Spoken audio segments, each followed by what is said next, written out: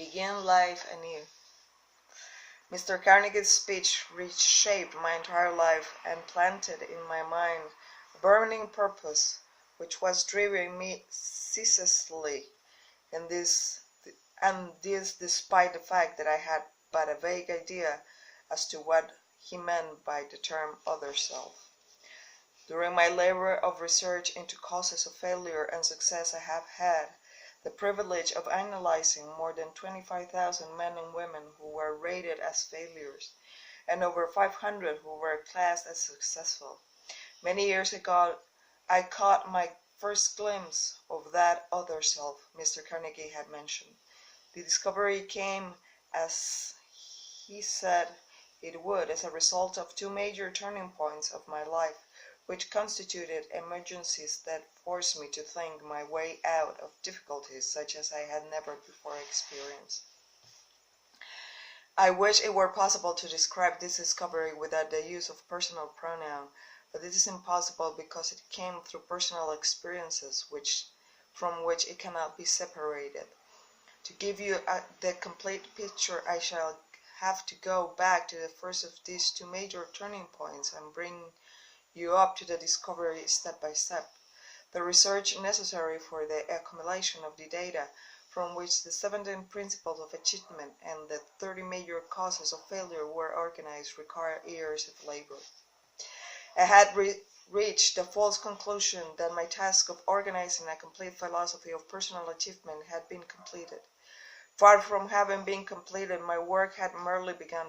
I had erected the skeleton of a philosophy by organizing the 17 principles of achievement and the 30 major causes of failure, but the skeleton had to be covered with the flesh of application and experience. Moreover, it had to be given a soul through which it might inspire men and women to meet obstacles without going under them. The soul, which had yet to be added, as I discovered later, became available only after my other self made its appearance through two major turning points of my life. Resolving to turn my attention and whatever talents I might possess into monetary returns through business and professional channels, I decided to go into the profession of advertising, and I became the advertising manager of the LaSalle Extension University of Chicago. Everything went along beautifully for 1 year, at the end of which I was seized by a violent dislike for my job and resigned. I then entered the chain store business with the former president of LaSalle Extension University and became the president of the Betsy Ross Candy Company. Unfortunately, for what seemed to me at the time to be unfortunate disagreements with business associates disengaged me from that undertaking. The lure of advertising still was in my blood, and I tried again to give expression to it by organizing a school of advertising and salesmanship as a part of Bryant and Stratton Business College. The enterprise was sailing smoothly, and we were making money rapidly when the United States entered World War I. In response to an inner urge which no words can describe, I walked away from the school and entered the service of the United States government under President Woodrow Wilson's personal direction, leaving a perfectly sound business to disintegrate. On Armistice Day, 1918, I began the publication of the Golden Rule magazine. Despite the fact that I did not have a penny of capital, the magazine grew rapidly and soon gained a nationwide circulation of nearly 500,000, ending its first year's business with a profit of $3,156. Some years later, I learned from an experienced publisher that no man experienced in the publication and distribution of national magazines will think of starting such a magazine with less than $500,000 of capital. The Golden Rule magazine and I were destined to part company. The more we succeeded, the more discontented I became, until finally, to an accumulation of petty annoyances caused by business associates I made them a present of the magazine and stepped out. Throughout the move, perhaps I tossed a small fortune over my shoulder. Next, I organized a training school for salesmen. My first assignment was to train a sales army of 3,000 people for a chain store company, for which I received $10 for each salesman who went through my classes. Within 6 months, my work had netted a little over $30,000. Success, as far as money was concerned, was crowning my efforts with abundance. Again, I became fidgety inside. I was not happy. It became more obvious every day that no amount of money will ever make me happy. Without the slightest reasonable excuse for my actions, I stepped out and gave up a business from which I might easily have earned a healthy salary. My friends and business associates thought I was crazy, and they were not backward about saying so. Frankly, I was declined to agree with them, but there seemed nothing I could do about it. I was seeking happiness, and I had not found it. At least that is the only explanation I could offer for my unusual actions, that what man really knows himself. That was during the late fall of 1923. I found myself stranded in Columbus, Ohio, without funds, and worse still, without a plan which to work my way out of my difficulty. It was the first time in my life that I had actually been stranded because of lack of funds. Many times previously I had found money to be rather shy, but never before had I failed to get what I needed for my personal conveniences. The experience stunned me. I seemed totally at sea as what I could do or should do. I thought of a dozen plans by which I might solve my problem, but dismissed them all as being either impractical or impossible of achievement. I felt like one who was lost in a jungle without a compass. Every attempt I made to work my way out brought me back to the original starting point. For nearly 2 months I suffered with the worst of all human ailments, indecision. I knew the 17 principles of personal achievement, but I did not know how to apply them. Without knowing it, I was facing one of those emergencies of life through which Mr. Carnegie had told me men sometimes discover their other selves. My distress was so great that it never occurred to me to sit down and analyze its cause and seek its cure. Defeat is converted into victory. One afternoon I reached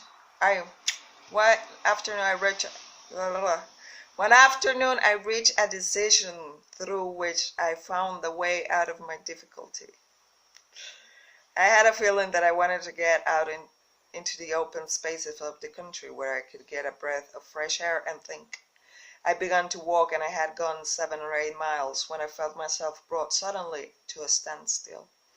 For several minutes I stood there as if I had been glued to my tracks. Everything around me went dark. I could hear the loud sound of some form of energy which was vibrating at a very high rate. Then my nerves became quiet, my muscles relaxed, and a great calmness came over me. The atmospheres began to clear, and as I did so, I received command from within, which came in the form of a thought, as near as I can describe it. The command was so clear and distinct that I cannot misunderstand it. In substance, it said, "The time has come for you to complete the philosophy of achievement which you began at Carnegie's suggestion. Go back home at once and begin transferring the data you have gathered from your own mind to written manuscripts." My other self had awakened. For a few minutes I was frightened. The experience was unlike any I had undergone before. I turned and walked rapidly until I reached home. As I approached the house, I saw my 3 little boys looking out the window of our house at our neighbor's children, who were dressing a Christmas tree in the house next door. Then I recalled it was Christmas Eve. Moreover, I recalled, with a feeling of deep distress such as I had never known before, that there will be no Christmas tree at our house. The look of disappointment on the faces of my children reminded me painfully of that fact.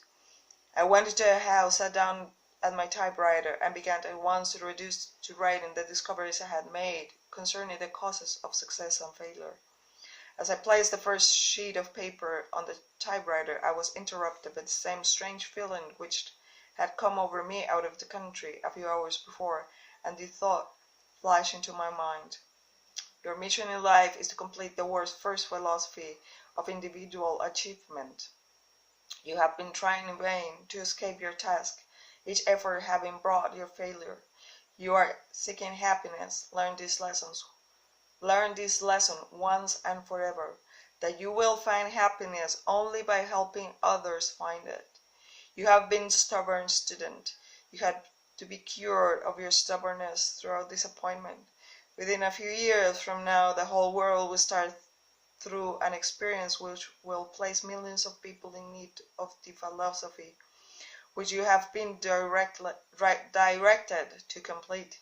Your big opportunity to find happiness is by rendering useful service which will have come. Go to work, and do not stop until you have completed and published the manuscripts which you have begun. I was conscious of having arrived at last at the end of life's rainbow, and I was happy. Doubt makes its appearance. This spell, if the experience might be so called, passed away. I began to write. Shortly thereafter my reason suggested to me that I was embarking upon a fool's mission. The idea of a man who was down and almost out, presuming to write a philosophy of personal achievement, seemed so ludicrous that I laughed hilariously, perhaps scornfully. I squirmed in my chair, ran my fingers through my hair, and tried to create an alibi that will justify me in my own mind in taking the sheet of paper out of the typewriter before I had really begun to write. But the urge to continue was stronger than the desire to quit. I became reconciled to my task and went ahead. Looking backward now, in the light of all that has happened, I can see that those minor experiences of adversity through which I had passed were among the most fortunate and profitable of all my experiences. They were blessings in disguise because they forced me to continue a work which finally brought me an opportunity to make myself more useful to the world than I might have been had I succeeded in any previous plan or purpose. For almost 3 months I worked on those manuscripts, completing them during the early part of 1924. As soon as they had been completed, I felt myself again being lured by the desire to get back into the great American game of business. Coming to the lure, I purchased the Metropolitan Business College in Cleveland, Ohio, and began to lay plans for increasing its capacity. By the end of 1924, we had developed and expanded. By adding new courses, and we were doing a business nearly double the best previous record to the school I had ever known. Again the germ of discontentment began to make itself in my blood. Again I knew that I had not found happiness in that sort of endeavor. I turned the business over to my associates and went on the lecture platform, lecturing on the philosophy of achievement, to the organization of which I had devoted so many of my previous years. One night I was booked to lecture in Canton, Ohio. Fate, or whatever it is that seems sometimes to shape the destiny of men, no matter how hard they may try to battle against it, again stepped into the picture and brought me face to face with a painful experience. In my Canton audience sat Don R. Mellett, publisher of Canton Daily News. Mr. Mellett became so thoroughly interested in my philosophy of individual achievement, on which I lectured that night, that he invited to come to see him the following day. That visit resulted in a partnership agreement which was to have taken place on the 1st of the following January, when Mr. Mellett planned to resign as publisher of the Daily News, to take charge of the business and publishing the philosophy on which I had been working. However, in July 1926, Mr. Mellett was murdered by Pat McDermott, an underworld character, and a Canton, Ohio policeman, both of whom were sentenced to life imprisonment. He was murdered because he was exposing in his newspaper a hookup between the the bottle bootleggers, and certain members of the Canton police force. The crime was one of the most shocking at the Prohibition era produced. Chance saves my life. The morning after Mr. Miller's death, I was called on the telephone and put on notice by some unknown person that I had 1 hour in which to get out of Canton, that I could go voluntarily within the hour, but if I waited longer, I probably would go in a pine box. My business association with Mr. Miller had apparently been misunderstood. His murderers evidently believed I was directly connected with the expose he was making in his newspapers. I did not wait for 1 hour time limit to expire, but immediately got into my automobile and drove down to the home of relatives in the mountains of West Virginia, where I remained until the murderers had been placed in jail. That experience came well within the category described by Mr. Carnegie as an emergency that forces men to think. For the first time in my life, I knew the pain of constant fear. My experience of a few years before in Columbus had filled my mind with doubt and temporary indecision, but this one had filled it with a fear which I seemed unable to remove. During the time that I was hiding, I seldom left the house at night, and when I did step out, I kept my hand on an automatic pistol in my coat pocket, with the safety catch on latch for immediate action. If a strange automobile stopped in front of the house where I was hiding, I went into the basement and carefully scrutinized its occupants through the basement windows. After some months of this sort of experience, my nerves began to crack. My courage had completely left me. The ambition which had hardened me during the long years of labor in my search for the causes of failure and success also had departed. Slowly, step by step, I felt myself slipping into a state of lethargy, from which I was afraid I will never be able to emerge. The feeling must have been closely akin to the experience by one who suddenly steps into quicksand and realizes that every effort to extricate himself carries him just so much deeper. Fear is a self-generating morass. If the seed of insanity had been in my makeup, surely it would have germinated during those months of living death. Foolish indecision, irresolute dreams, doubt, and fear were my mind's concern day and night. The emergency I faced was disastrous in two ways. First, the very nature, for it kept me in a constant state of indecision and fear. Secondly, the forced concealment kept me in idleness with its attendant heaviness of time, which I naturally devoted to worry. My reasoning faculty almost being paralyzed, I realized that I had to work myself out of this state of mind. But how? The resourcefulness which had helped me to meet all previous emergencies seemed to have completely taken wing, leaving me helpless. Out of my difficulties, which were burdensome enough up to this point, grew another which seemed more painful than all the others combined. It was the realization that I had spent the better portion of my past years in chasing a rainbow, searching hither and yon for the causes of success, and finding myself now more helpless than any of the 25,000 people whom I had judged as being failures. This throughout was almost maddening.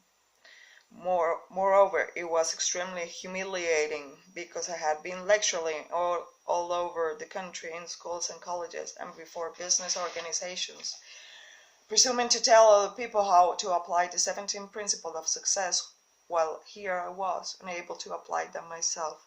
I was sure that I never could again face the world with that feeling of confidence. Every time I look at myself in the mirror, I notice an expression of self-contempt on my face, and not infrequently I did say things to the man in the mirror which are not printable. I had begun to place myself in the category of charlatans who offer others a remedy for failures which themselves cannot successfully apply. The criminals who had murdered Mr. Miller had been tried and sent to the penitentiary for life. Therefore, it was perfectly safe, as far as they were concerned, for me to come out of hiding and again take up my work. Could not come out, however, because now I faced circumstances more frightful than the criminals who sent me into hiding. The experience had destroyed whatever initiative I had possessed. I felt myself in the clutches of some depressing influence which seemed like a nightmare. I was alive, I could move around, but I could not think of a single move by which I might continue to seek the goal which I had, at Mr. Carnegie's suggestion, set for myself. I was rapidly becoming indifferent, not only toward myself, but worse still, I was becoming grouchy and irritable toward those who had given me shelter during my emergency. I faced the greatest emergency of my life. Unless you have gone through a similar experience, you cannot possibly know how I felt. Such experiences cannot be described.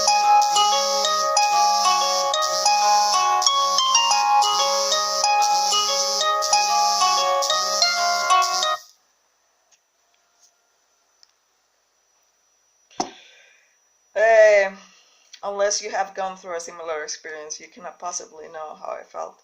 Such experiences cannot be described. To be understood, they must be felt. For real. The most dramatic moment of my life.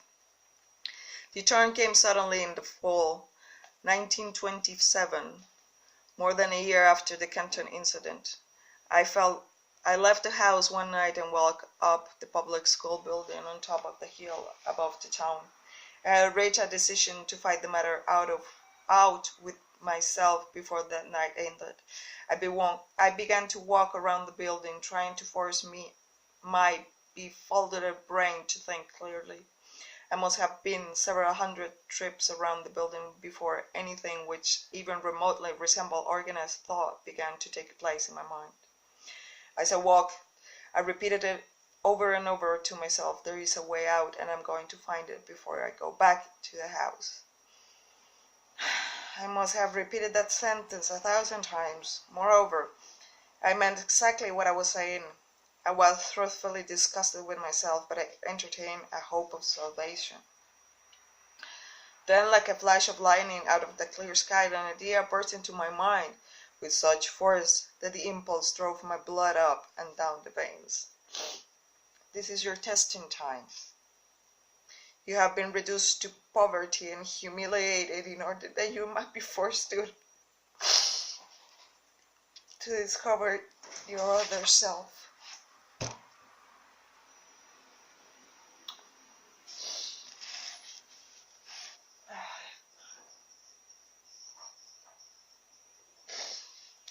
For the first time in years, I recalled that Mr. Carnegie had said about this other self. I recall now that he said I would discover it toward the end of my labor to research into the causes of failure and success. And the discovery usually came as a result of an emergency, when men are forced to change their habits and to think their way out of difficulty.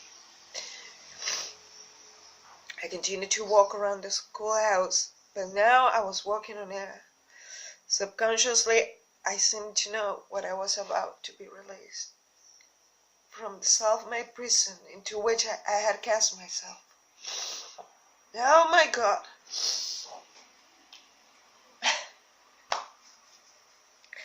I realized that this crazy emergency had brought me an opportunity not merely to discover my other self, but to test the soundness of philosophy of achievement with it, which I had been teaching others, and being workable. As being workable. So now we'll know whether it will work or not. I made up my mind as that if it did not work, I would burn the manuscripts I had written and never again be guilty of telling other people that they were the masters of their fate, the captains of their souls. The full moon was just rising over the mountain top. I have never seen it shine so brightly before. As I stood gazing at it, another thought flashing into my mind. It was this: You have been telling other people how to master fear and how to surmount the difficulties which arise of the emergencies of life. From now on, you can speak with authority because you're about to rise above your own difficulties with the courage and purpose, resolute and unafraid.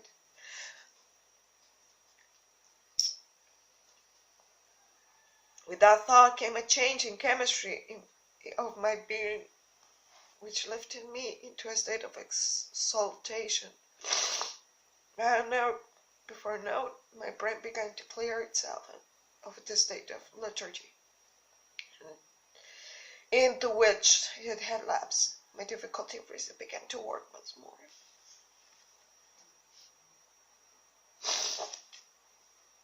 Hill is paraphrasing from the poem Invictus, published in 1888 by William Ernest Henley. Out of the night that covers me, black as the pit from pole to pole, I thank whatever gods may be for my unconquerable soul. In the fell clutch of circumstance, I have not winced nor cried aloud. Under the bludgeonings of chance, my head is bloody but unbowed. Beyond this place of wrath and tears looms but the horror of the shade, and yet the menace of the years finds and shall find me unafraid. It matters not how straight the gate, how charged with punishment the scroll. I am master of my fate. I am the captain